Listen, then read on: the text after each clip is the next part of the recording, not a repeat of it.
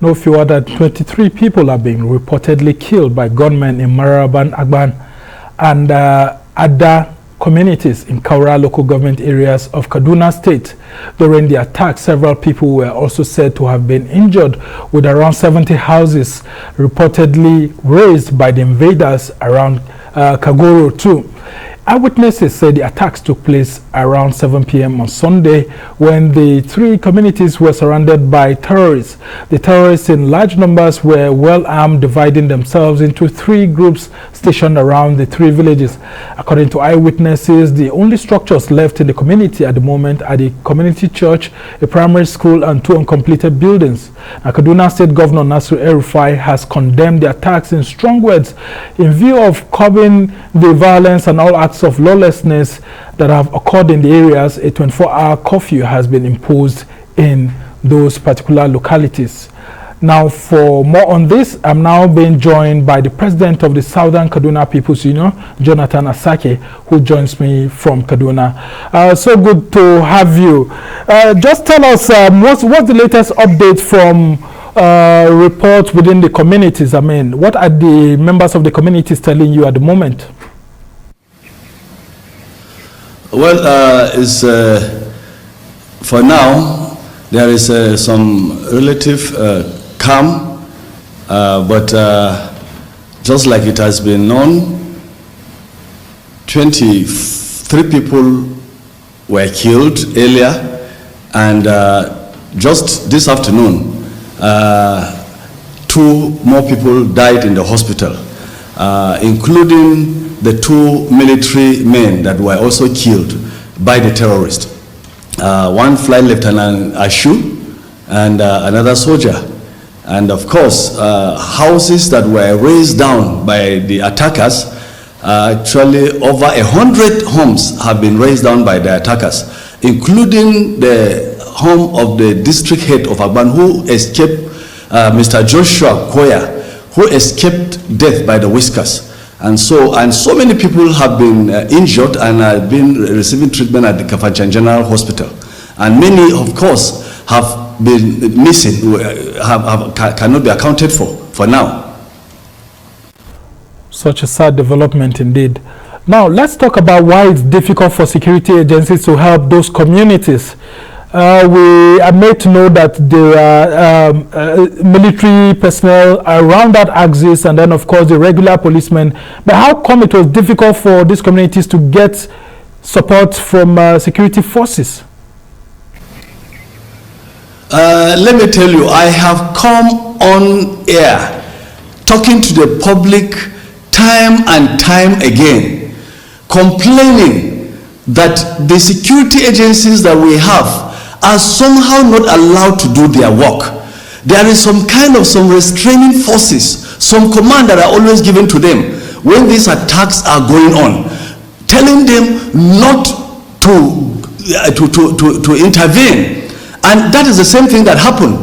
And unfortunately, the same story that happened yesterday when this carnage was going on, the Operation Safe Haven operatives that were there wanted to intervene, wanted to help the communities that were in distress, but they were told by witnesses that they complained that they were told not to go there, that they were not given order. And that takes me back to last year. You know, we have the commander of Operation Heavens in Jos, who doubles as the GOC. It has never happened.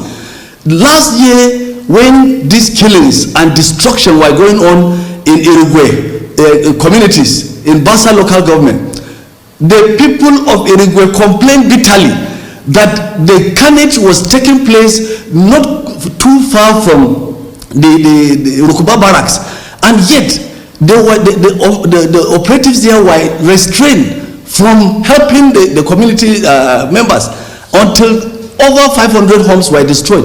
We're having the same story. So I'm now calling on the government authorities. There is no time that we have had a GOC doubling as the commander of Safe Haven, and complaints have been waged against him over and over. And these attacks continue to step up while he is holding sway, doubling as GOC and commander of Operation Safe Haven. So it is good to have a different person that's commander of the Operation Safe Haven and have a different person as GOC, so that we can know if a wrong instruction is given, then we will know where it is flowing. But if not, these killings will continue like this carnage will continue. Do you by any chance know the gunmen, the suspects who are carrying out all of these killings and attacks? Have you made any official complaint to the authorities as to what should be done to curtail some of these attacks by these gunmen? We have made submissions over and over again. I can tell you, this attack that has just taken place can only number up to the thousands of attacks that have been taking place since 2015. And let me also tell you our frustration in this matter.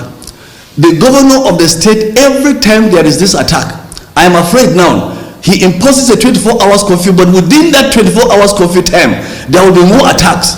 This happened in 2016, when in the eve of the Christmas of 2016, the communities there in Goska and Bakim Kogi in Jama local government were under a 24 hours curfew, and yet these terrorists came in and killed over 800 people in one night. Again in 2020 in Zangon local government, when attacks had taken place in Chibok community and Sabon Kaura and Kurni Masara, again a 24 hours curfew was imposed for 3 months. No food getting to the communities, no medication, and members of the community that made attempt to go and find food or to go and even get yams from their farms were killed. And within that time, over 50 people were killed within the curfew time. So it appears to us that these 24 hours curfew are just imposed to tame the communities so that the attackers will come and do more attacks. So we're afraid of even this 24 hours curfew now imposed in our communities. This is a very strong allegation. Now, what do you expect the authorities in Abuja to do? Because, I mean, security is not in the hand of the state governor. The only thing he can do is to impose a curfew, and he has done that. And, of course, the next maybe will be to meet with the community leaders and all of that. But what do you think that the military, the police and all of that should do at the moment, since the security is not in the control of the governor? No, the governor is the chief security officer. If he really means it, he wants to deploy troops to seek for federal government's intervention, he can do it within hours. He has done it before. When there was cattle rustling, when he came in 2015, and in 2016 there was cattle rustling in Boningwari side, he organized a joint operation between and a cooperation between the government of governors of Niger, Zamfara, and Katsina State to go after these attackers and after the cattle rustlers. So I don't see anything that stops him from doing the same thing, to call for help from the federal government, and it can be done. But to just impose a curfew, and nobody knows when this curfew will end. These communities are already in distress. They have no medication. There are so many people that are wounded. There is no food. And nobody is going to visit them with any food items or any relief materials.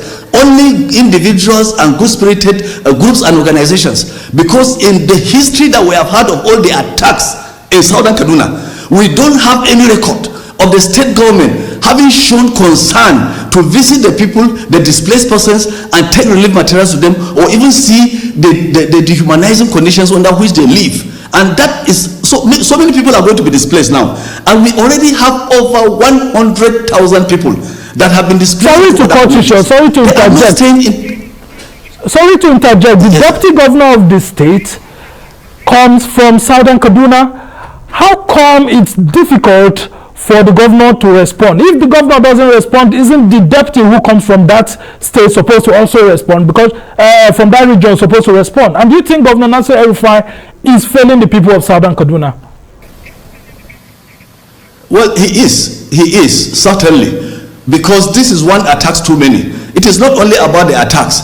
What has been taking place silently, unknown to the rest of the country, unknown to the public, is the continuous kidnapping and extortion of ransom from pro-community members.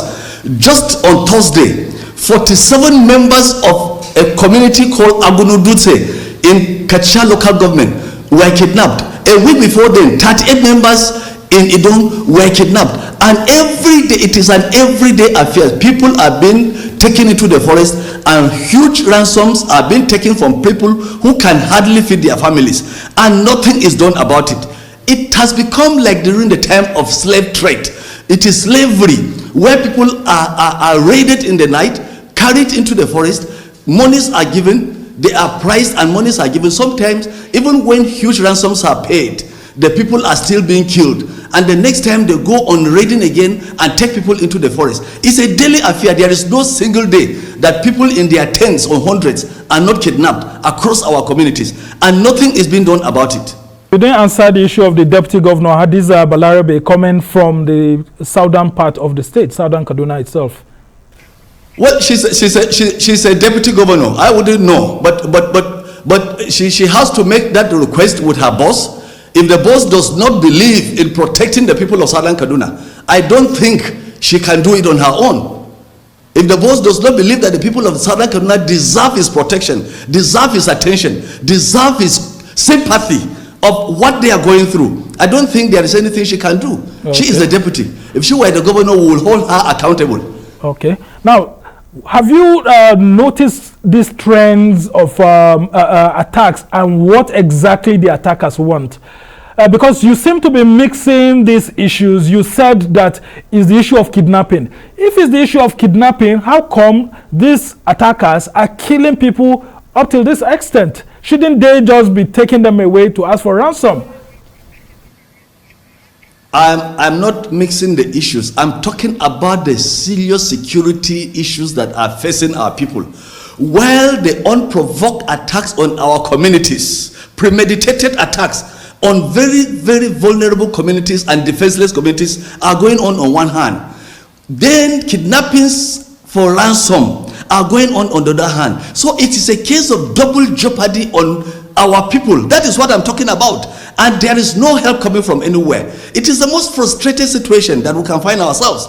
So it is not confusing issues. The attacks are going on and the kidnappings are going on for ransom. They are two different things, but they are working in tandem, and there is nothing that is being done about it.